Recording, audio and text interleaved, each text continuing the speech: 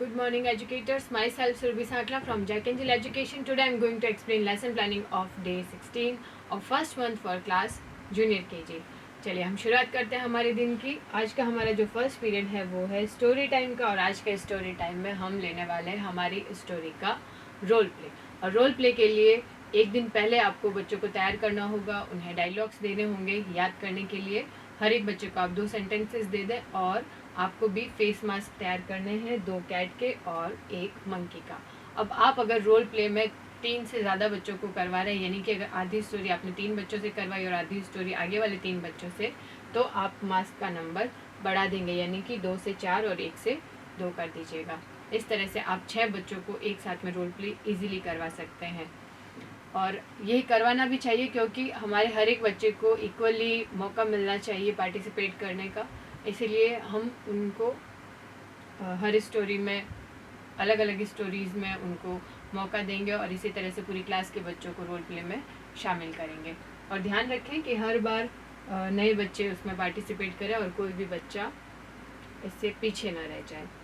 चलिए स्टोरी की शुरुआत करेंगे। तो शुरू करने से पहले आप बच्चों से एक बार स्टोरी के बारे में पूछिए, स्टोरी का नाम बताएं कि हमारी स्टोरी का क्या नाम था। तो बच्चे आपको इजीली बताएंगे 2 cats एंड अ मंकी। और इस स्टोरी में क्या हुआ था, कौन कौन कैरेक्टर्स थे, तो आप एक बार उनको पिक्चर्स भी शो कर दीजिएगा। जब पिक्चर्स देखते हैं तो बच्चे चीज़ों को जल्दी से याद कर लेंगे। हम बड़े भी अगर कोई टॉपिक या किसी चीज़ के बारे में कहीं पढ़ते हैं और उससे रिलेटेड जब हम इमेज देखते हैं तो हम उसे जल्दी याद रख पाते हैं। तो उसी तरह से हमारे बच्चों के साथ भी होता है। तो हमें बच्चों को यहाँ पे एक बार फ्लैश कार्ड्स दिखाने हैं, स्टोरी के कैरेक्टर्स के बारे में पूछना है कि स्टोरी के कैरेक्टर्स कौन कौन थे। तो बच्चे आपको इजीली जवाब देंगे, मंकी एंड 2 cats। और फिर उनमें क्या हुआ था, झगड़ा किस बात के लिए हुआ था।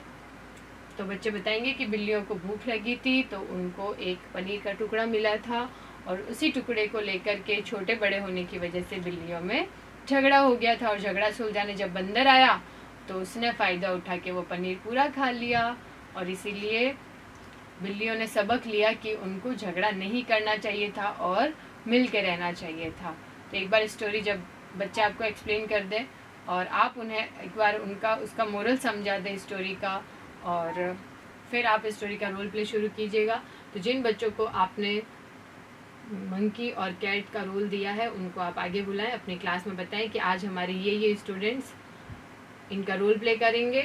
स्टोरी आपको एक्टिंग करके बताएंगे, यानी कि आपको स्टोरी को समझना है। और फिर जब आप एंड में क्वेश्चन करेंगे तो आपको बच्चों से सवाल पूछने, तो आप बच्चों को पहले ही प्रिपेयर कर दीजिएगा कि वो अच्छे से ऑब्जर्व करें अपने फ्रेंड्स को कि वो किस तरह से एक्टिंग करते हैं।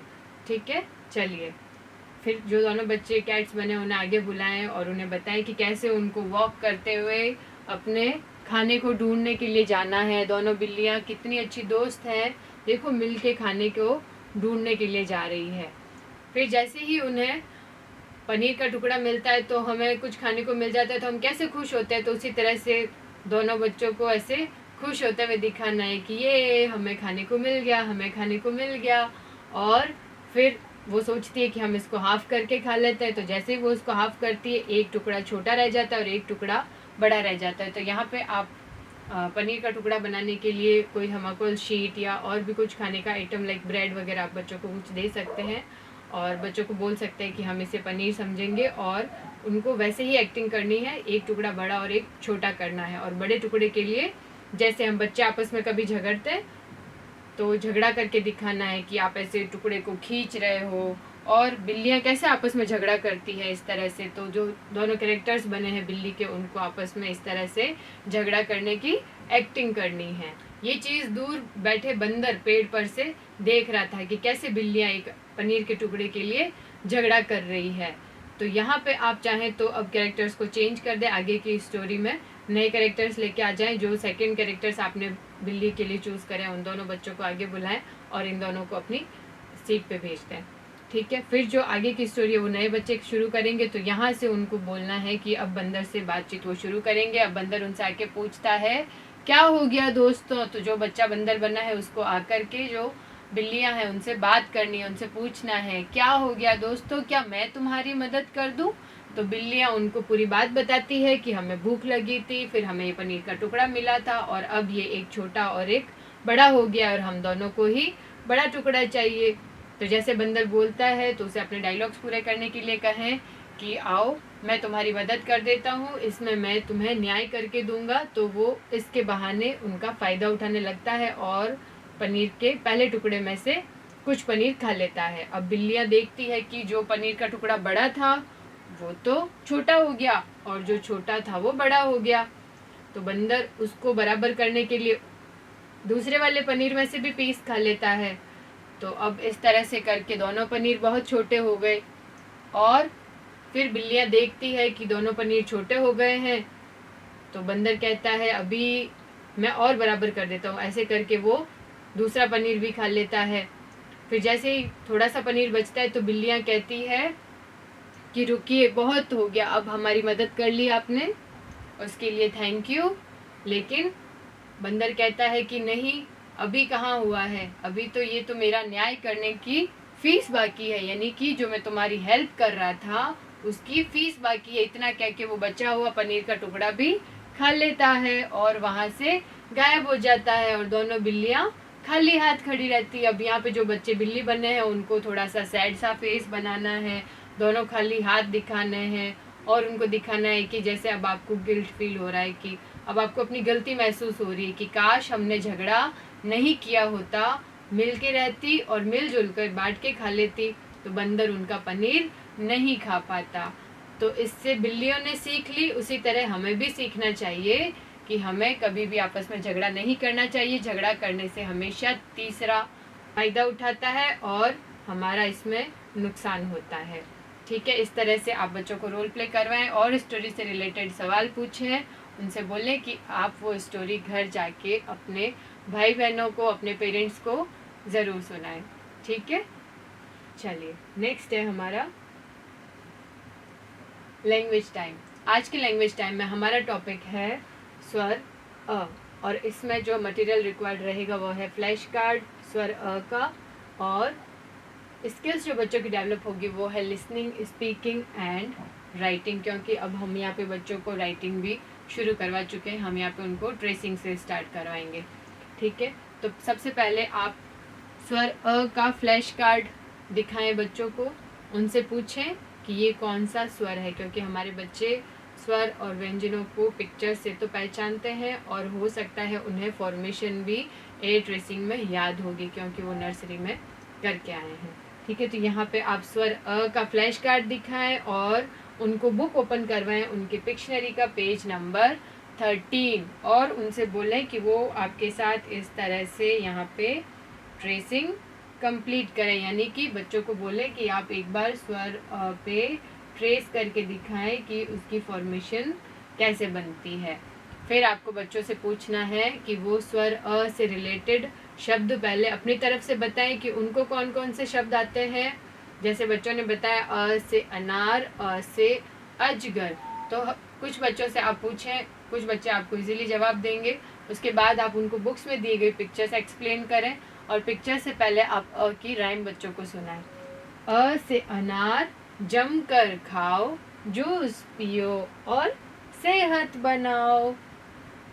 ठीक है, इस तरह से आप सारे बच्चों से 1 से 2 बार राइम को रिपीट करवाएं। इससे हमारे बच्चे स्वर के साथ वाली हर एक कविता को याद करेंगे और फिर आप उनको पिक्चर्स दिखा करके इनके नाम बोलने के लिए कहें। तो आप बच्चे से बोलेंगे कि पहले आप उन बोलें और उसके बाद बच्चे आपको रिपीट करेंगे। जैसे अनार, अदरक, अमरूद, अनानास, अजगर, अखरोट, अगरबत्ती, अखबार। इस तरह से जब सारे नाम बच्चे आपके बाद रिपीट कर लें, उसके बाद आप बोर्ड पर अ को ड्रॉ करेंगे और बच्चों से बोलेंगे कि उन्हें अपनी बुक में अ की फॉर्मेशन विद पेंसिल और विद क्रेयॉन उनको वहाँ पे ट्रेसिंग करनी है। तो ट्रेसिंग के लिए आप बोर्ड पे करेंगे और बच्चे आपको फॉलो करके अपनी बुक में करेंगे। तो उसके लिए आप बोर्ड पे अ को ड्रॉ कर लीजिए और यहाँ पे आप बच्चों से एक बार पहले फिंगर से ट्रेसिंग करवाएं, उन्हें स्टेप बताएं कि अ के कौन कौन से स्टेप होते हैं। फर्स्ट स्टेप में उन्हें अलाइन बनानी है,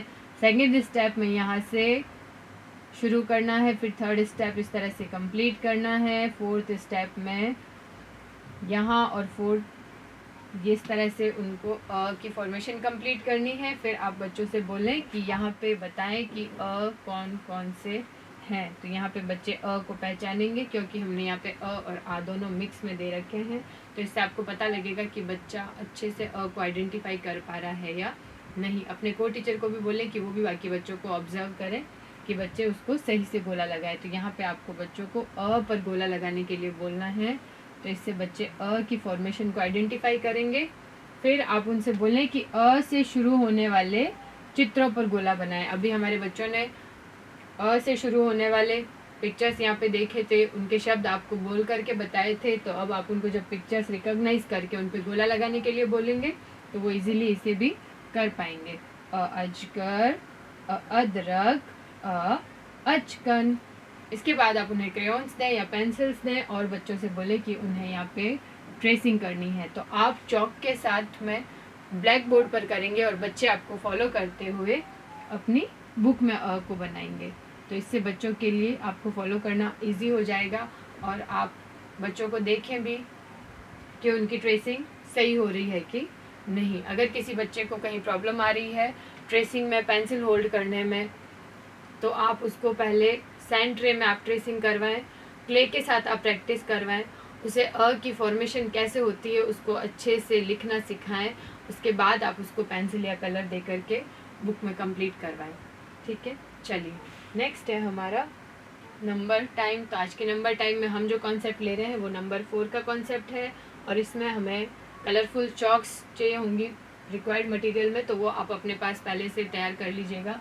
और जो स्किल्स डेवलप होगी वो है बच्चों की लिसनिंग, स्पीकिंग एंड राइटिंग, क्योंकि हम यहाँ पे बच्चों से बोर्ड पे राइटिंग करवाएंगे और बच्चे आपको बोल के नंबर भी बताएंगे और उनसे रिलेटेड पिक्चर्स भी यहाँ पे बच्चे ड्रॉ करेंगे। तो आप पहले एक बार नंबर 4 का फ्लैश कार्ड आप बच्चों को दिखाएं इस तरह से। ठीक है, अब आप बच्चों से फॉर्मेशन पूछे कि 4 किस तरह से बनता है। तो बच्चे आपको एयर ट्रेसिंग करके बताएंगे कि 4 किस तरह से बनता है। एयर ट्रेसिंग यानी कि बच्चों को फिंगर पॉइंट करते हुए हवा के अंदर स्ट्रोक्स बना करके आपको फॉर्मेशन बताएंगे। ठीक है, फिर आप यहाँ पे 4 ऑब्जेक्ट्स आप काउंट करवाएं, लाइक 1 2 3 4। आप बच्चों से फिंगर्स निकलवा के भी काउंट करवा सकते हैं, लाइक 1 2 3 4। ठीक है, इसके बाद आप बच्चों से बोलें कि अब जब उन्हें 4 के ऑब्जेक्ट्स पता है कि नंबर ऑफ काउंट में 4 में कितने होती हैं चीज़ें, तो अब आपको वो ड्रॉ करके बोर्ड पे दिखानी है। तो उनके लिए पहले आप 4 को ड्रॉ करें इस तरह से बोर्ड पे और उससे रिलेटेड 4 पिक्चर्स पहले आप बना लें ताकि बच्चे इजीली आपको फॉलो कर पाएंगे। और इसी तरह की इमेजेस आपको ड्राइंग करने के लिए देनी है ताकि बच्चे क्रिएट कर पाएँ। आप उनको बोल सकते हैं कि वो पेंसिल, चॉक, बॉक्स, कोई भी शेप, फ्लावर जो बच्चे इजीली ड्राइंग कर पाएँ उस चीज़ की उनको नंबर ऑफ काउंट ऑफ 4 में उसकी पिक्चर ड्रॉ करके उनको बोर्ड पे बतानी है। तो आप इंडिविजुअली हर एक बच्चे को आगे बुलाएंगे और उसको 4 पिक्चर्स इस तरह से ड्रॉ करने के लिए बोलेंगे और ड्रॉ करने के बाद बच्चे को यहाँ पे 4 बना करके दिखाना है। ठीक है, तो बच्चों के लिए पहले एक आपने बनाना है, उसके बाद बच्चों को फॉलो करवाना है। इससे बच्चे इजीली कर पाएंगे और आपको पता भी लगेगा कि उन्हें काउंट ऑफ 4 का कॉन्सेप्ट क्लियर हो गया, क्योंकि हमारा मोटिव बच्चों को केवल राइटिंग करवाना नहीं है, उन्हें ये समझ आना चाहिए कि उन्होंने काउंट ऑफ 4 का कॉन्सेप्ट सीखा है, काउंट ऑफ 3 का कॉन्सेप्ट सीखा है। उन्हें काउंट करना आना चाहिए कि काउंटिंग में उनका नंबर कितना होता है। अगर आप उन्हें 5 पेंसिल्स दें तो उन्हें 4 पेंसिल्स उसमें से अलग करके किस तरह से 4 को अलग करना है वो आना चाहिए। उसके बाद बच्चे फॉर्मेशन सीखें। ठीक है, चलिए नेक्स्ट है हमारा प्ले टाइम। आज के प्ले टाइम में आपको रिक्वायरमेंट रहेगी एक बॉल की, क्योंकि हम जो गेम खेल रहे हैं बच्चों के साथ वो है पासिंग द बॉल, यानी कि आपके बच्चों को बॉल पास करनी है। तो उसके लिए आप अपनी क्लास को चाहे तो प्ले एरिया में लेकर के जाएं, चाहे आपके प्ले रूम में लेकर के जाएं और बच्चों को सर्कल बना के बिठाएं और आप भी बच्चों के साथ बैठें और उन्हें इंस्ट्रक्ट करें कि हर एक बच्चे को बॉल पास करते हुए नंबर्स बोलने हैं, यानी कि उनको काउंटिंग बोलनी है। ठीक है, तो आप जैसे पिक्चर में देख पा रहे हैं कि हर एक बच्चा बॉल को पास कर रहा है और वही बॉल पास करते हुए, जैसे पहले बच्चे के पास बॉल है तो वो बोलेगा 1, उसने दूसरे बच्चे को दी, सेकंड नंबर पे जो बच्चा है वो बोलेगा 2, इसी तरह से 3, 4, 5, 6, इस तरह से आपको उनको काउंटिंग करवाते हुए बॉल पासिंग गेम खिलाना है।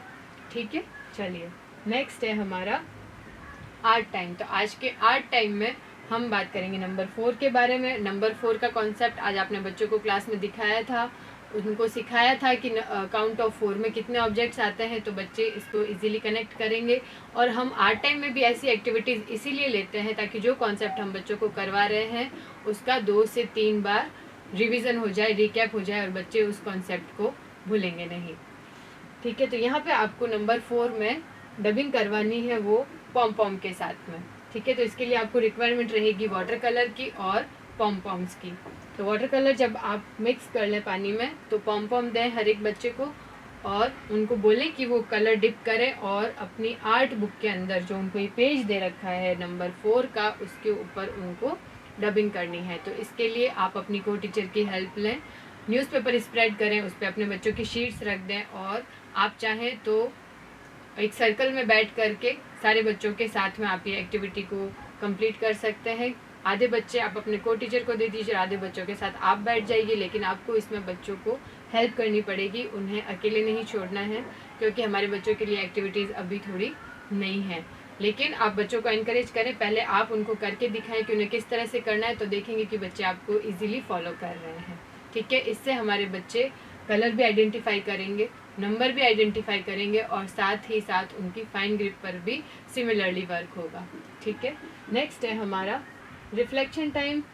तो जैसे रिफ्लेक्शन टाइम में हम बात करते हैं हमारे पूरे दिन के, तो फिर आप बच्चों से पूछेंगे स्टोरी के बारे में कि आज हमारी स्टोरी के कैरेक्टर्स आपकी क्लास में से कौन से फ्रेंड्स बने थे, उनका नाम बताएं और स्टोरी से रिलेटेड उनसे क्वेश्चन करें कि स्टोरी में क्या क्या हुआ था और कैट्स को क्या सीख मिली थी कि उन्हें मिलजुल के रहना चाहिए और शेयरिंग करना चाहिए, झगड़ा नहीं करना चाहिए, झगड़ा करने से हमेशा तीसरा फ़ायदा उठाता है। ठीक है, फिर था हमारा लैंग्वेज टाइम। लैंग्वेज टाइम ने हमें बच्चों से स्वर अ सिखाया था, तो उनसे आप पूछिए कि वो स्वर अ से रिलेटेड शब्द आपको बताएं और 1 से 2 बार आप उनको कविता भी बुलवा लें। फिर है नंबर 4। तो नंबर 4 में कितने ऑब्जेक्ट्स होते हैं वो बच्चे आपको फिंगर्स निकाल के दिखाएं, या चाहें तो एक बार नंबर 4 की अगर कविता आपने पहले कभी करवाई है तो वो भी आप बच्चों से पूछ सकते हैं। और प्ले टाइम में हमने passing the ball game play किया था और पॉम पॉम प्रिंटिंग की थी। तो पॉम पॉम प्रिंटिंग किस में किया था बच्चे आपको बताएंगे नंबर 4 में, और कौन सा कलर यूज़ किया था वो आप बच्चों से पूछें। और इस तरह से हमारा आज का डे प्लान कंप्लीट होता है। नेक्स्ट है हमारा होमवर्क।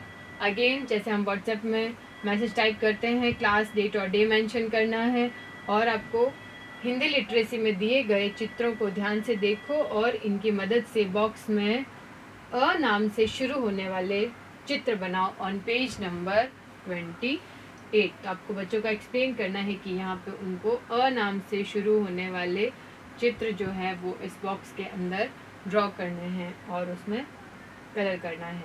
ठीक है, फिर पेरेंट्स के लिए जो एक्टिविटी दी है वो है कि बच्चे को अलग अलग आकार की कटोरियाँ दें और उससे कोई फूल का आकार बनाने के लिए बोलें। ये था हमारा आज का day 16। I hope you like the video. Thank you.